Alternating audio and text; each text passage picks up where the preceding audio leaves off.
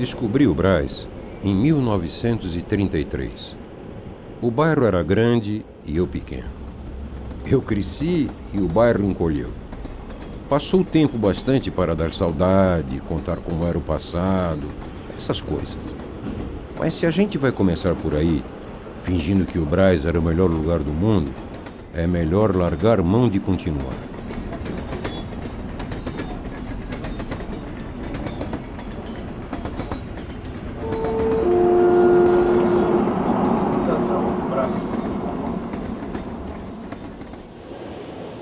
O Brás tem hoje menos de 5 quilômetros quadrados de área. Atualmente, no Brás oficial, não cabe nem a unha do Brás de verdade. Tudo bem, tamanho pode ser apenas um documento. Lá pelo ano de 1750, São Paulo era uma vila com muitos escravos indígenas. A língua que mais se falava era a língua geral dos Tupi-Guarani. O Brás era de acesso difícil. Para chegar aqui, era preciso vencer o Buracão do Carmo, que chegou a ser o depósito de lixo da cidade, e também um alagado, a Várzea do Carmo.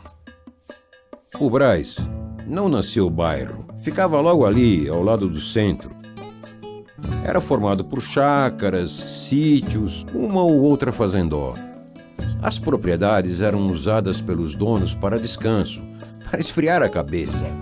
Supondo-se que naquela época já tivessem motivos para estressar, né?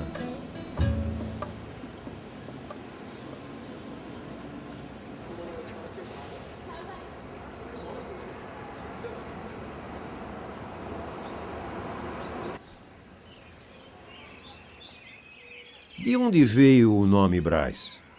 A versão mais aceita é de que o Brás se chama Brás por causa do chacareiro português José Brás, que vivia aqui cultivando a terra de que era dono. Por volta de 1806, o José Brás cuidou das obras de um aterrado sobre a Várzea do Carmo para facilitar a travessia do charco. Por isso ele deu o nome ao bairro e ganhou uma praça em homenagem, a Praça Benemérito Brás. Mas descobrir onde ela fica requer muita indagação. Sabe onde é que fica a Praça Benemérito Brás? Eu não conheço. Conheço não. Não, eu não conheço nada aqui. Não conhece essa praça? Conheço. Não conheço. Benemérito não. Talvez o guarda ali saiba.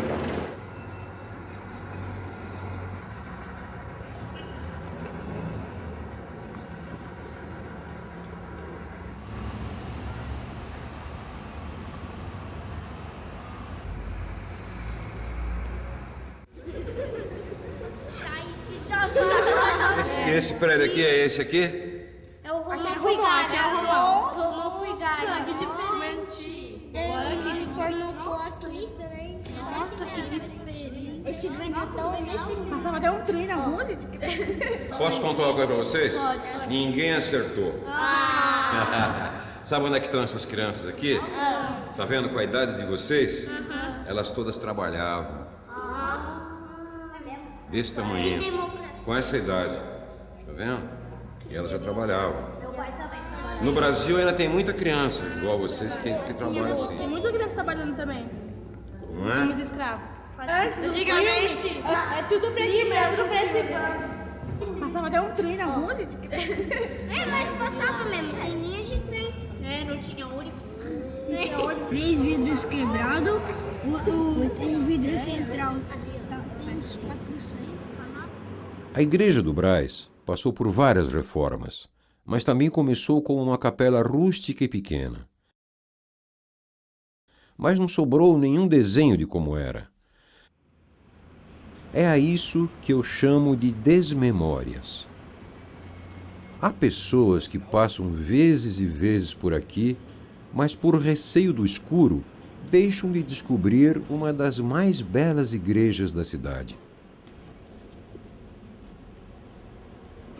Ter medo de sombras é a pior coisa que pode acontecer a quem quer olhar o Brás de frente.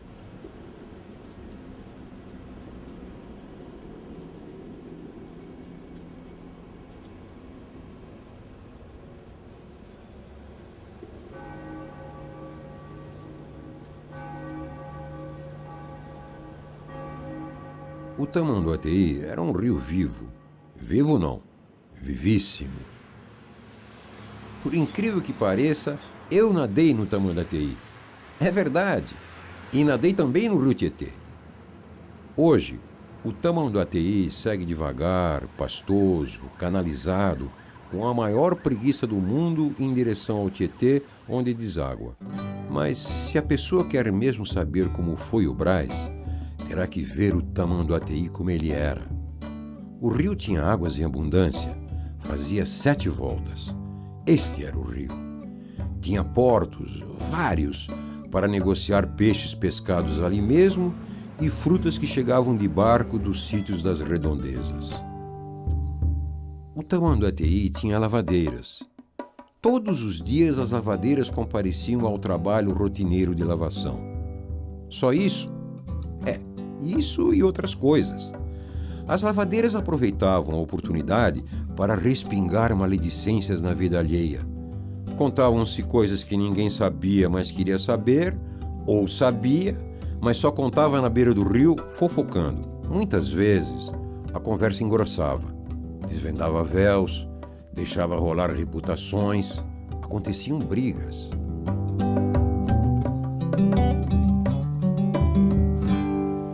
Chamava-se briga de lavadeira o bate-boca que tinha mais barulho que outra coisa. Briga de lavadeira terminava sempre em perdão. As duas podiam comungar no domingo sem pecado. As 7 voltas foram endireitadas em 1848 por Pires da Mota. Contudo, o rio continuava com muita água. Em 1900, era onde os motoristas lavavam os tílbures. Este é o centro da cidade e agora eu sigo na direção do Brás. Lá embaixo, vejo o Parque Dom Pedro e a Casa das Retortas. No passado, quando aqui funcionava o gasômetro, as mães traziam seus filhos para respirar o gás que exalava do reservatório. Diziam que o cheiro de gás fazia bem aos pulmões e combatia a bronquite. Aproximadamente uns 30 anos que não fabrica mais o gás aí. Hoje é fabricado em São Caetano do Sul. E o depósito também não fica mais ali, né? Porque hoje tem gás de rua, né? E quem construiu esse prédio foram os canadenses. E aí depois que os canadenses entregaram, esse prédio foi ocupado pela prefeitura uma época e depois ficou isolado, está abandonado aí. São Paulo tem rios de várzea, rios que enchem na época de chuva. As várzeas foram aterradas para a construção de avenidas e edifícios. Por isso, há tantas enchentes na cidade. O primeiro trem que cruzou o Brás foi da Companhia São Paulo Railway, a inglesa, em 1865. Nos trilhos, chegou o futuro e o Brás se tornou o bairro das porteiras e das cancelas.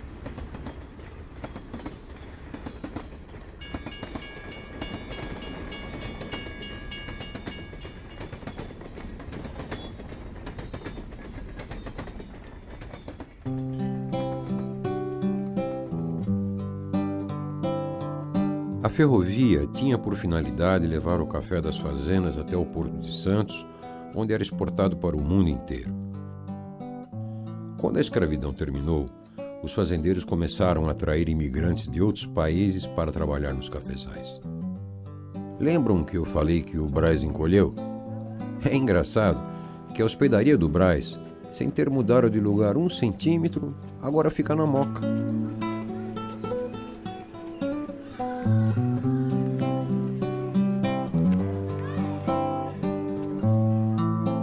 Quando os imigrantes e suas famílias chegavam, eles vinham para cá. A hospedaria do Brás foi fundada em 1882 e só deixou de hospedar gente em 1978. Milhões de pessoas passaram por aqui. Os imigrantes vinham de navio, alguns com mulheres grávidas, outros com mulheres que deram à luz durante a viagem. Alguns filhos sobreviveram. Houve filhos que nasceram e morreram, e os corpos foram atirados ao mar. Por um momento boiaram, e por fim apareceu uma sereia de olhos verdes e os carregou no colo para lá do infinito. Veio gente do mundo inteiro.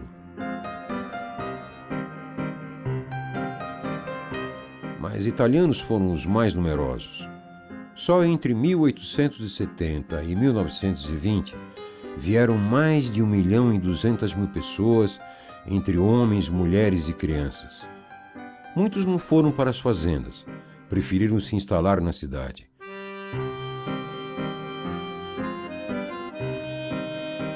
E o Brás se tornou o bairro da italianada, dos carcamanos. A italianada temperou o Brás com suas receitas culinárias. Todos os hábitos nossos, todos trouxemos para cá e a gente continua. De comida, de tudo, de expressão para tudo, né? A gente se descreve mais como a mulher que mora no Brás por causa das quermesses, que ainda continua aquela tradição, inclusive são chamadas a mama do Brás, né?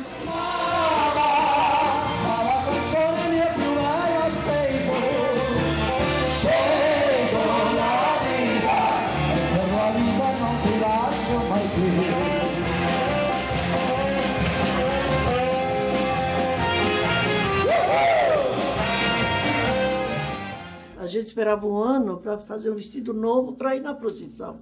O sapato, tudo. Mas era bonito. E bem vestidas. Não ia poder pôr o do ano passado, esse ano.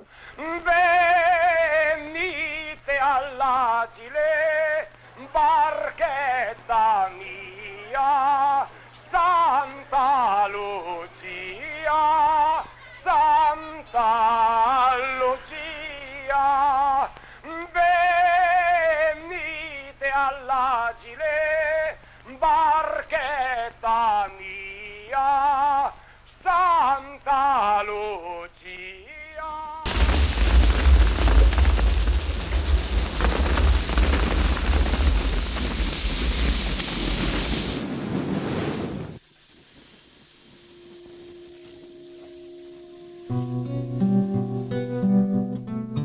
Alguns operários moravam em casas construídas perto das fábricas. Outros moravam em cortiços.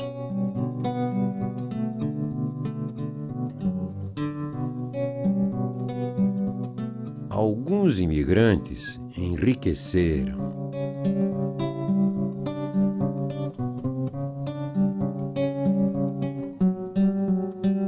Com as levas de imigrantes chegaram os sindicalistas, os comunistas e os anarquistas. A vida dos operários daquela época não era fácil. Até mulheres e crianças davam duro. Trabalhavam de dia e de noite, em jornadas de 14 e 16 horas.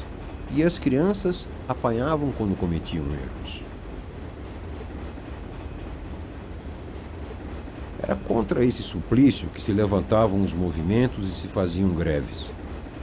Como as fábricas se concentravam no Brás e na Moca, a região se tornou cenário dos protestos.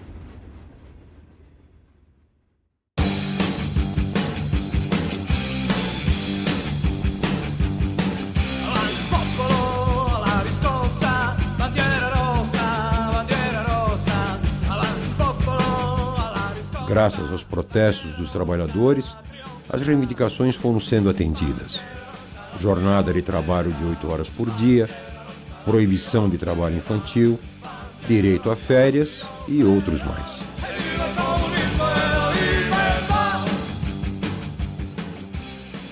O Brás era um bairro de sirenes. Cada fábrica tinha uma. Mãe, bota o café pra mim que eu vou chegar atrasado na escola. Eu preciso ir embora correndo, porque senão eu vou chegar atrasado no trabalho. 6 horas da tarde. Muito da nossa vida era regulada a partir das sirenes. O relógio de pulso era um luxo, ao qual os pobres operários, que era a base das pessoas que moravam aqui no Brás, não podiam se dar.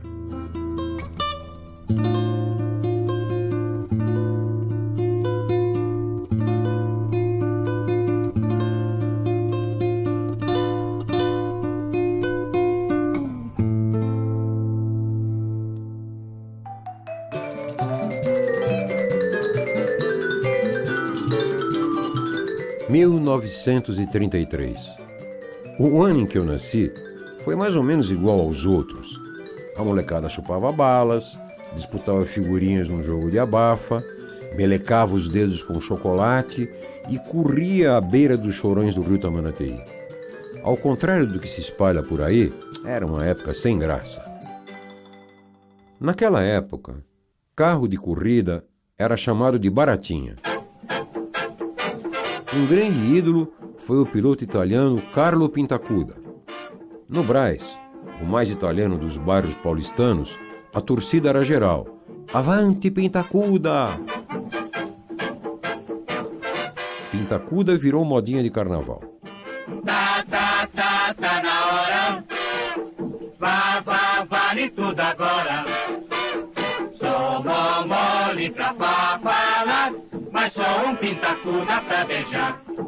Eu fico gago dentro do salão e até pago pra não ver canhão. Mas se a dona é boa, a minha língua se destrava à toa.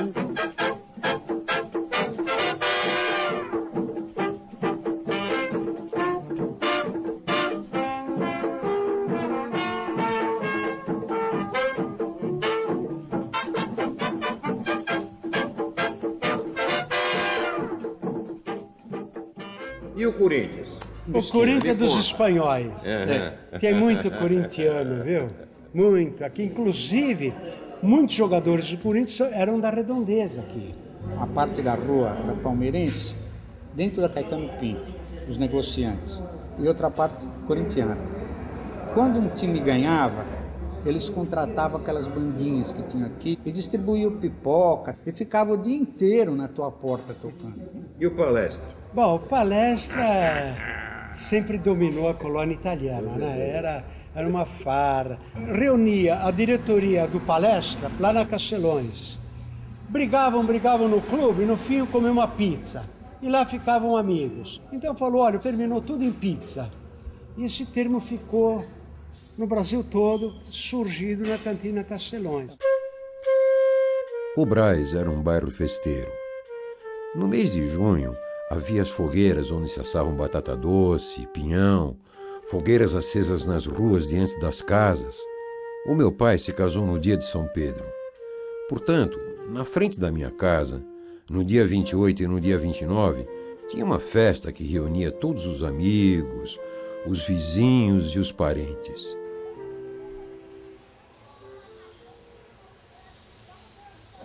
Acho que a Rua Doutor Almeida Lima é a pior rua do Brás.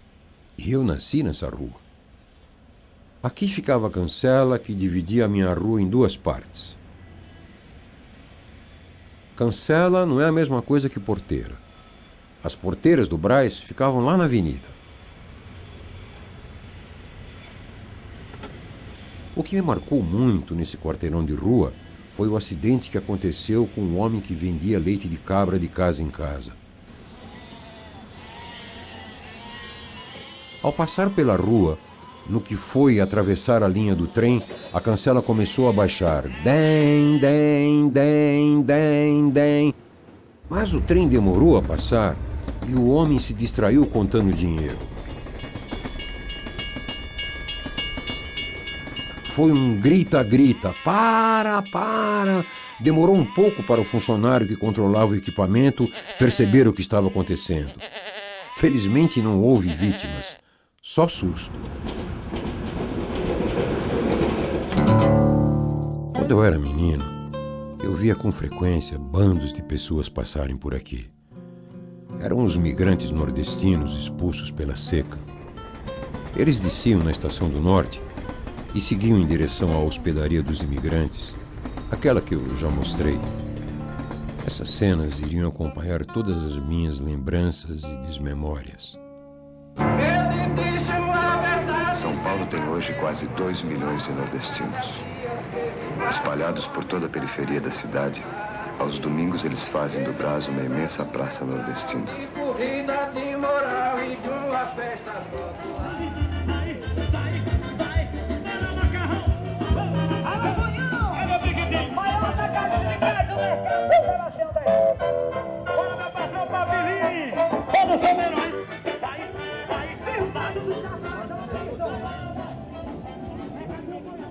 No meu tempo, Moleque de rua era aquela criança que quebrava a vidraça chutando bola, furtava a laranja dos vagões de carga, tocava a campainha das casas e saía correndo. Eu sempre achei que ser moleque de rua devia ser um direito constitucional de toda criança a partir do primeiro dente de leite.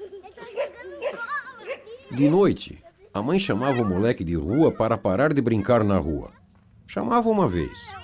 Era como um aviso prévio. O moleque sabia que tinha direito à prorrogação do tempo. Já vou, mãe! O último chamado da mãe era uma espécie de marca do pênalti da brincadeira. Vem já lavar o pé, moleque! Havia um certo carinho disfarçado naquele moleque maternal que o guri tratava de obedecer. Se não obedecia, apanhava na bunda quando entrava em casa. Uma chinelada bastava. Nenhum moleque do Brás dava tempo de a mãe dar mais de uma chinelada.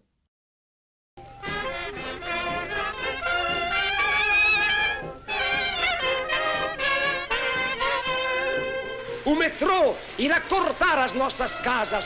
O metrô irá dividir as nossas ruas. O metrô irá derrubar os nossos lares. Porém, se tivermos que deixar este bairro maravilhoso, tradicional... Hoje o Brás começa a mudar. O velho bairro dos imigrantes italianos vai perder muitas de suas casas para dar lugar ao metrô no seu caminho pela Zona Leste. É um bairro que nasceu com São Paulo. Ele veio de São Paulo e para São Paulo. Tudo o italiano que aqui aportou por volta de 1900 se radicara aqui no Brás. Hoje passa-se por essa transformação tão radical, tão violenta, tão arrasadora, que a gente não sabe o que vai suceder.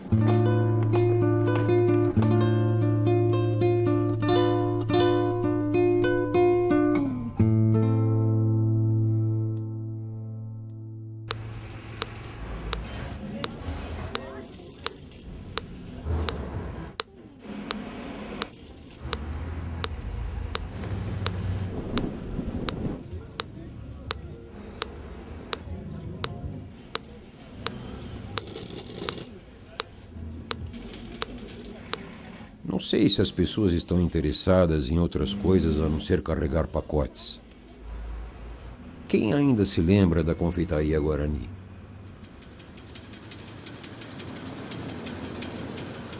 Todos os domingos de manhã, depois da missa, eu comia um doce da confeitaria Guarani. Eu escolhia sempre o mesmo doce. O doce durava 5 quarteirões. Não sei se os doces eram maiores ou os quarteirões menores. Contadas hoje, essas coisas não têm importância. São desmemórias. No ano em que nasci, o Brás era o Brás. Cultivava um outro sotaque.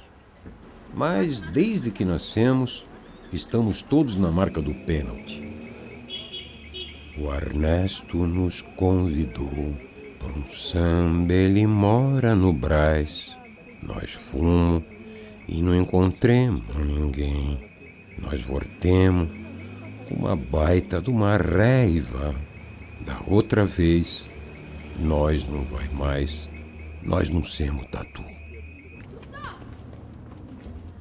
Não tenho saudades do passado, nem previsões do futuro. Não concordo com a ideia de que o Brás é uma lenda. Nada disso. O Brás apenas está mudando os sotaques. Apesar de tropicões e desmemórias, mantém-se em pé. Cambaleante, mas em pé.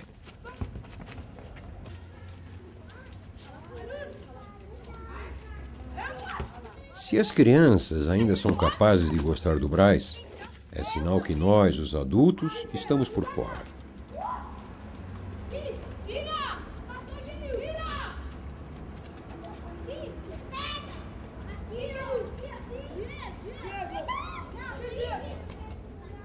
E de fim de semana, o que a gente faz? Como as ruas ficam tranquilas, a gente brinca na rua. Aí dá pra brincar de tudo, né? Patins, bicicleta, futebol. Brincando, jogando bola lá. Futebol, a gente brinca de corda amarelinha. Eu brincava com minhas colegas, tudo, a gente perdava a campainha, né? Aí ela falava assim, tem fulano te chamando. Aí a pessoa ia até lá, não tinha ninguém. Aí não saía correndo. Vai chegar perto da casa da pessoa, coloca uma bomba, aí fica lá e a gente vai no interfone e fala, abre a sua porta que tem gente. Quando ela abre, explode.